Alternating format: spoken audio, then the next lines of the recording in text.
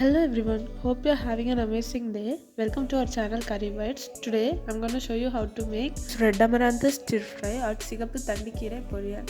Let's get started. In medium flame, heat up a pan. Add in 2 tablespoons of oil.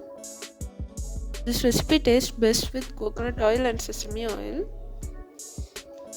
You can use any oil as per your preference. Add in half a teaspoon mustard seeds. Allow the mustard seeds to crackle. Now add in 1 teaspoon of urad dal. Saute it until it becomes golden. Add in 4 chopped shallots and 2 dry red chilies.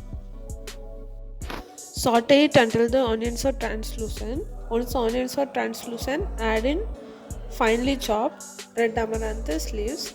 I have used about 3 cups of red amaranthus leaves. Saute it for 5 minutes on medium flame. As it gets heated up, the leaves tend to shrink.